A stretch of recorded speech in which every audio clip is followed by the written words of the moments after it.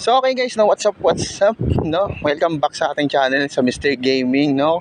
So hindi muna tayo makakalikot, mangangalkal na mga games ngayon. So maggagala muna tayo ngayon dahil bulok na ako sa bahay, napupuyo na ako, no? So dagdag mo pang walang update si Mirpor at Nightcrow na medyo maganda-ganda na gagawin, no? So ikot-ikot lang muna tayo, punta muna tayong SM Molino, no? Kaya kung nakikita nyo, naglalakad muna ako ngayon. So ayan yung, nandun yung, Somo, hindi nakikita yung kamay nandun. Tapos ito yung bagong hospital na ginagawa dito malapit sa amin. So gala na muna tayo. Tapos papakita ko na lang kung anong gagawin natin pagdating natin sa SM Molino, no? So papagupit din ako, haba na ng buhok ko. Parang 3 months ago na ako nang huling nagpagupit. So chill muna tayo ngayon dahil wala pa naman tayong dapat asikasuhin sa Mirpor at wala pang mga games talaga na medyo matindihan, no? So yun, balik tayo mamaya. So yun nga guys, nandito na ako ngayon sa SM Molino. So idadab ko na lang yung mga ibang part kasi syempre hindi pa tayo sanay na mag-vlog ng nasa public. So ayan, so pumasok muna ako sa SM Molino. So naggala lang ako. So medyo kasi pinakamalapit sa amin. Syempre kinunan ko yung mga medyo okay na view ngayon, ano? Napansin natin may malaking itik pala ngayon dyan. So medyo matagal na ako hindi kasi nakakabisita sa SM Molino. Tapos yan, so since kakashowing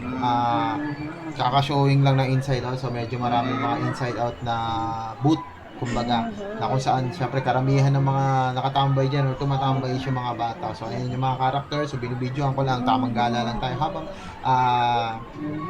magpapalipas ng oras, kumbaga, no? So ayan, so tinignan ko yung mga booth, so medyo interested naman siya. Kung may mga anak kayo, so pwede nyo dalhin dyan kung mahilig din sila or napanood nila inside out. Syempre sigurado matutuwa yung mga bata, no? Kaya ayun, no?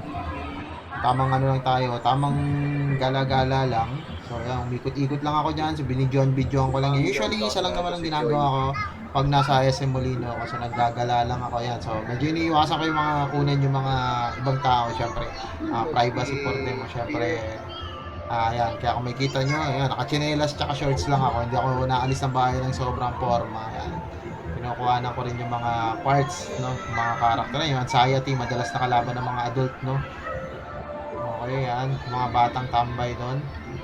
Yan, si Envy, tsaka si Disgust. So, yung mga karakter nung movie na Inside Out, to siya, may mga nakatambay pa rin dyan. Okay, ito siya, nakita ko may skate zone na pala dito. So, hindi ko alam to na may ganito dito. So, pero hindi ko na siya pinuntahan kasi sa labas pa siya sa pinakataas pa ng parking lot. Siya, pumunta na tayo dun sa may, tumambay na ako dito sa mga mga claw machines, no? So, parang ang feeling mo dito pag naglalaro ka usually ng claw machine is para kang nagro-roll sa Mirror ng pet. No, hindi mo alam kung papasok or hindi. No, so ayan pinaggagawa ko. So inaalam ko since matagal na kasi ako talaga naglalaro ng claw at medyo may alam na rin ako kung paano ko kukunin yung mga no, syempre inaalam ko rin yung strength ng claw kasi may mga claw kasi na malalakas, syempre may mga claw rin na mahihina. No, so isang example dito, itong claw na to is ni kagat dun sa is hindi gumagana. Kaya ang tinatry ko dito nung nakaraan is pakagatin dun sa may sa may parang dito sabitan. So doon ko tinatry. So kaso hindi ko magawa kaya kung makikita nyo, papakahirap ako dyan, yan, usog-usog lang ng ganyan. So, ganyan yung technique na ginagawa ko. Usually, pag hindi ako sineswerte or medyo hindi maganda yung pwestuhan, so, minsan sinisipat ko pa sa gilid yan para makita ko kung pantay. Kung makikita nyo, kumagat hindi pa rin kumakagat, pero merong part dito na mapapakagat ko siya. So, yan, nag-ikot-ikot din ako, nag-try ako ng mga ibang claw machine. So, yan, parang parang 10 ticket ng pet sa Mirror ang pakiramdam mo niyan. Pero unlike sa Mirror na more on dito, luck base. So itong paglalaro kasi ng claws, syempre meron mga part na skill ang gagamitin mo. So yan, pero syempre yung mga arrangement din kasi ng mga stuff toys is nakaka-apekto rin para makakuha tayo ng mga claw, no? So yan, so, yung first 100 ko bokya talaga ako, yan, no? Bala ko kasi palusot dun sa may kamay. Kaso, kung makikita nyo yung aking matabang kamay, no? Ganyan lang naman ang usually kong ginagawa pag pag nagagala ako, no? So, hindi ako tulad nung iba na kung ano-anong pinagagawa ko. Tama lang, hindi naman ako masyadong ganun katagal maggala. So, tama mga 1 oras, 2 oras lang. So, yun yung bala ko talaga. Kaso, ini-expect ko medyo malakas yung claw. So, dun ko na-realize na sobrang hina pala ng claw. Kasi ni konting kagat is hindi niya magawa. So, same as dito. So, ang bala ko sana dyan, since nakapatong na yung isang paa, is itatry ko kung kakagat sa may ulo, yung claw, para mai-tumble siya. Ang problema, yung sa particular na area na to, sa quantum kasi to eh. Sa quantum ako naglalaro. So, yung claw nila talaga, no, particularly, is hindi kumakagat, no? So, ayan. So, dito lumipat na ako sa Tom's World. So, ayan kung makikita nyo. So, binubugbog ko na si Pikachu. No, tamang ano lang ako, tamang ayan. So may kasabay din akong batang naglalaro diyan. So palitan kami kasi nga tinatry niyang ano. Yan, kung makikita niyo medyo malakas yung claw pero ang problema nga lang niya, yan bumibitaw sa ano, bumibitaw sa pag naiangat mo. So yun lang yung downside. So bumibitaw siya once naiangat mo. Okay, so yun nga no. So yun yung ginagawa ko. So tinatry ko kasing ano, i-flip.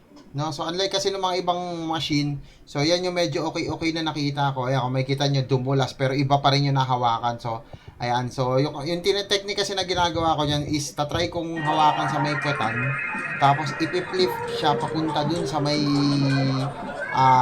edge or sa dulo. Yung ulo niya is lalampas doon. So yun yung ginagawa ko. Kaya kung makikita nyo, ayan o, ganyan yung ginagawa kong technique. So, tinatry ko siyang i-flip doon. So, medyo matagal-tagal bago ako nakakuha or nakachamba niyan. Pero worth it naman kasi para akong, alam yun, kasi yung mga ganyang laro na usually is walang nakakuha. No, makakuha ka lang isa spelling mo, parang ang galing-galing ko na I'm up. Pero, medyo sanay na ka rin kasi ako kasi nakakuha talaga ako usually. No, so yeah, pag 200 pesos ko nakakuha na ako niyan, 200 na ano. Tapos, after ko kasi, no, minsan tumatama lang siya. Tapos after ko kasi maglaro dyan, nag-ikot-ikot na lang ako, tamang trip na lang, gano'n. So, yun naman yung usually kasi yung ginagawa dito is maglalaro lang ako ng kahit mga saglit, mga gano'n. Eh since wala na yung mga ibang arcade na tulad ng nilalaro natin dati, yung mga Tekken, Marvel vs. Capcom. So, usually kasi yung mga arcade na noon, no, yung mga way past 2000 na setup ng arcade, no, ayan, tumama, kung makikita nyo, tumama na naman doon. So, medyo nabibwisit na ako dyan, no? Kasi yung, di ba, yung mga usual arcade dati na nakasanayan ng iba na hindi na naabutan ngayon ng iba pang mga bata, ng mga upcoming of age pa lang na mga bata is yung mga bidyuhan na tinatawag na kumbaga. So, yun yung mga madalas kasing nung estudyante tayo, ayun, nakakuha na ako. This time, nakakuha na ako. Makikita nyo yung technique na ginagawa ko is yun na ipi-flip. So, visit ako dyan. Ang tagal nyo magpakuha. So, yan. Tapos, trinay ko rin yung mga ibang laro. Yan. Kasi wala na akong ibang malalaro dito. So, yung mga remaining, since nakakuha na ako, yung remaining tokens is ginamit ko na as para lang, kumbaga, papalipas oras na lang. Kasi, unlike dati na nakakapaglaro pa ako ng Tekken, yan, bubuka yan. So, kailangan mo rin technique dyan is alugin yung claw. Para kung bubuka man siya is lilipat siya sa kabila. Same dito is ganun din yung mga tinatry ko. So, tamang trippings na lang ako dyan. No, kasi, yun nga, wala naman akong ibang lalaroin dyan. Na bored naman ako doon sa may basketball. Naglalaro rin ako pero tinatamad ako during that time. So, mga Marvel vs. Capcom, wala na dyan. Mga Tekken 3, no? Tapos yung mga SNK, no? Wala na sila, no? Sa majority ng mga arcades dito sa SM Molino. So, both sa Quantum at saka sa dito Tom's World is wala na masyado. Kung meron man, so usually mga machines na lang na kumbaga parang pinagtsatsagaan na lang, no? So, ayan. So, ganun pa rin naman ginagawa ko dyan. Tamang maiba naman yung nakikita kasi usually monitor na lang nakikita ko. No, nag-i-edit na lang ako, mirror, nag-night crow. So, ganun na lang paulit-ulit. Kumbaga parang pamparelax naman ng konti, no? So, ayan, no? So, ayan, ang ganda ng pagkakuha. Kung medyo malakas talaga yung claw, sure na yun, eh. No? So, ayan, makikita nyo, ayan si Pikachu. Pikachu! Ayan, Pikachu ko may sakit. So, ayan, trinay ko rin yun sa mga ibang claw kasi yung remaining na tokens na lang. So, expected ko dito kasi medyo malakas yung claw. So, kasi yung mga unang machines na nilaro ko, malakas yung claw. Pero makikita nyo dito, na mahina yung claw. Malalaman nyo sa uga. Pag inuga nyo yung claw, pag mauga siya, so ibig sabihin nyo na hindi kakapit. Yan, tulad yan. Ayun o. Di ba? Pag doon, di angat ng sa ground is hindi nangyari. So, trinay ko rin yung mga ibang machine. Ito, medyo bobo pa ako dyan. Hindi ko alam masyadong laruin yan. Ayan. Bobo pa ako mag-video. Ayan o. Toing, tanga-tanga eh. Hindi ko man lang iginit na ng konti yung machine. Ayan. So, wala talaga akong alam yan. Yan. So, ganyan lang. So, minsan nag-chillax na tayo, nagre-relax tayo. Relaxing na para sa akin yan, lalong-lalo na kung makalabas-labas lang ako ng bahay, okay na sa akin. So, binalikan ko ulit yung mga Pikachu, trinay ko ulit. So, hindi na nga gumagana dyan kasi dati nauuga mo yan, yung mga nakakadikit dyan. No, hindi ganyan kasikip yan dati. Kasi ang technique dati, pag maluwag yung ganyan, yung mga nakadikit sa pader is inuuga-uga. Yan, umuwi na ako niyan during that time. So, tinamad na ako kumbaga. So, uwi na ako habang medyo maliwanag pa. Ayoko umuwi ng medyo madilim kasi maraming tao at mahirap makasakay no usually kasi napupuno yung mga shuttle pa uwi. So, ayan, bit-bit kay Pikachu. Wala akong nakitang bata na na gusto manghingi ng Pikachu eh. So, kung meron sana, bibigay ko. Tapos yan, nagpagupit. Kaya umuwi rin ako na medyo maaga kasi magpapagupit ako para magmukhang tao na naman ako. Ayan. Kasi na ako, mukha na ako masyadong bulbul kasi sobrang kapal ng buhok ko tapos ang kapal pa ng bigote ko. So, sabi ko, papagupit na ako. Okay, so yun guys, nakabalik na tayo sa bahay, no? So, nakapagpagupit na tayo, nakapaglaro tayo, trippings, kumbaga, no? Maiba lang yung surroundings. So, balik na muna ulit tayo syempre sa pagmi-mirror.